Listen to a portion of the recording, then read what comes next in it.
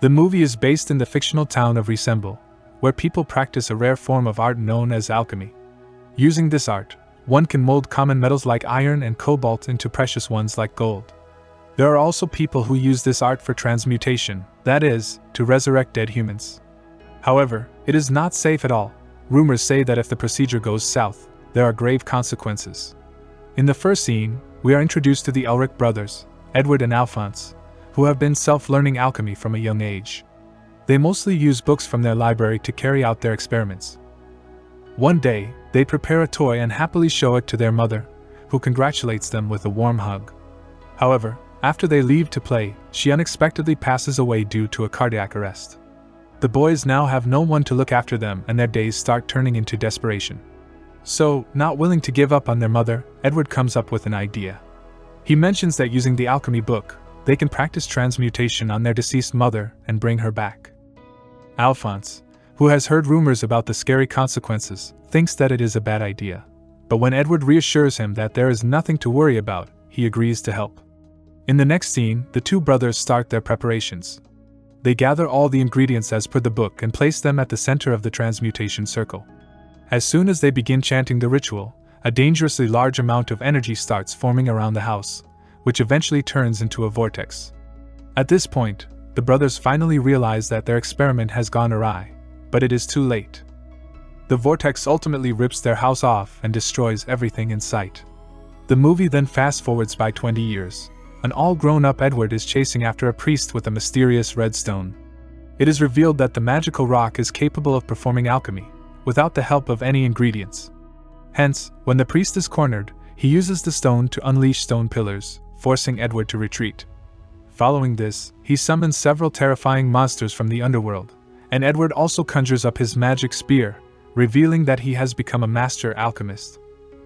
Right then, a giant armored figure appears and starts beating up the monsters one by one. He uses his immense strength and throws them around like ragdolls, but in the process, his helmet gets knocked off. Surprisingly, the armor has no head, and his body is completely hollow from inside. Meanwhile, Edward finishes off the rest of the monsters and reveals that he, too, has prosthetic limbs. He then mentions that because of this trait in his body, everyone calls him the Full Metal Alchemist. The terrified priest tries running away from there, but Edward eventually catches up to him. He then strikes the priest with his prosthetic arm, causing the latter's redstone to get knocked off. Just when it appears as if he has completed his mission, the military, led by Colonel Mustang, arrives and apprehends both of them. Edward begs for the rock, which he calls the Philosopher's Stone, but Colonel Mustang quickly showcases that it is a fake. This devastates Edward as he has been looking for the real one since years. Meanwhile, the armor also arrives and reveals that he is none other than Edward's younger brother, Alphonse. He tries to comfort Edward, but due to the distraction, the priest manages to get away. Later, everyone heads to the military base where Colonel Mustang argues that there is no such thing called a Philosopher's Stone. The one that they encountered earlier was simply an amplifier, which has no transmutation abilities at all. However, Edward is still hopeful that the real stone is somewhere out there. He is desperately looking for it so that he can regenerate his brother and also his lost limbs. After the meeting, as Edward is preparing to head home, he meets his childhood best friend, Winry. She mentions that she learned about him through the news and now wants to help him in his mission of finding the Philosopher's Stone. Elsewhere, the priest reaches a dark room where a trio of magical gangsters are waiting for him.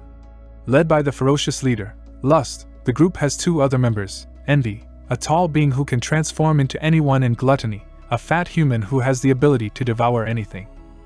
It turns out the priest was sent on an errand, but since he couldn't get the job done, Lust is furious. Hence, as a punishment, she extends her claws and impales him brutally. Once the priest is dead, Gluttony swoops in and devours him. Meanwhile, Edward is trying to get some sleep, but he keeps on having visions about the incident from 20 years ago. Right after the failed transmutation process, Edward is brought to the Gate of Truth, where all knowledge of the universe lies within. Then, the gate suddenly opens and he is sucked inside by some creepy tentacles. Edward is sent flying through the universe, and at one point, he sees his mother in the distance. He desperately tries to reach out for her, but the next second, he is again brought outside the gate.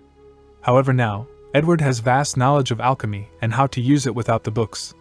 Right then, a transparent deity appears and introduces himself as God. He says that if anyone wants to bring their loved ones from the dead, they will have to make a deal. Saying this, he takes one of Edward's limbs away as the latter had tried to bring his mother back. Later, Edward wakes up in his house, which is revealed to be still intact. However, his limb is missing, and even his brother, Alphonse, is nowhere to be found. This makes him realize that even Alphonse sacrificed himself for the alchemy. Edward then goes near the place where they had conducted the experiment, and notices a monstrosity of a human, which resembles nothing close to their mother. Enraged, he knocks over an armor set and starts transmuting to bring his brother back. The plan works and he is again brought outside the Gate of Truth, where the deity is waiting for him. However, since he has requested for his brother's life, he has to again sacrifice one of his limbs.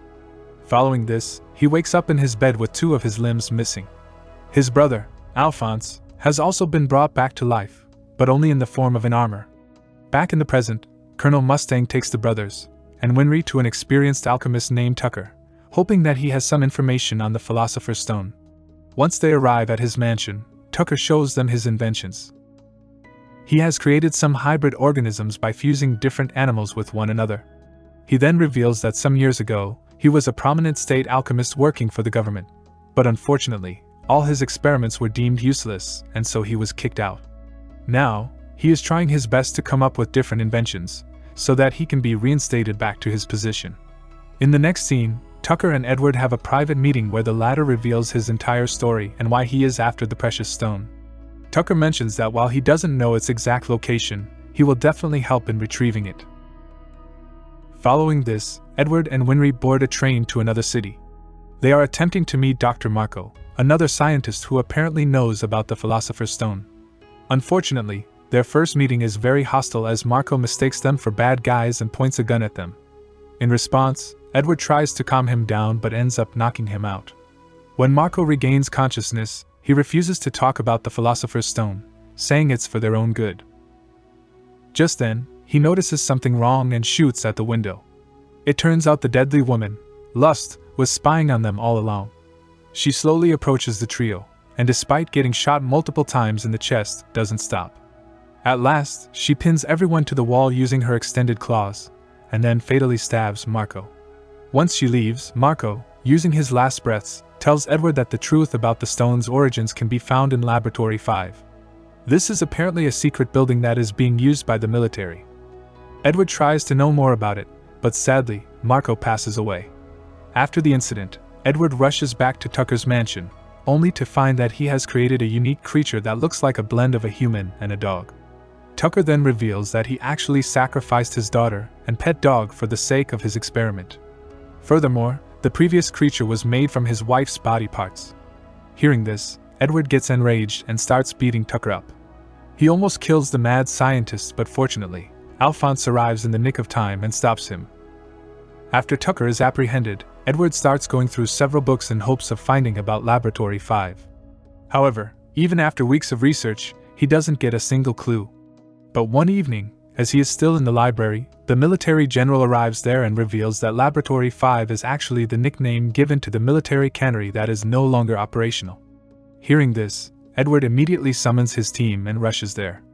Meanwhile, one of the senior captains of the military does additional research on Laboratory 5 and finds out that it is actually a large transmutation circle. Apparently, something is being created there. He tries to inform his superiors about it, but unfortunately, Lust stops him from doing so. Somehow, the captain rushes out of the house and enters a payphone to call his general, but Envy takes up the form of Colonel Mustang and kills him. The plan is to frame the colonel and put him behind bars for a long time.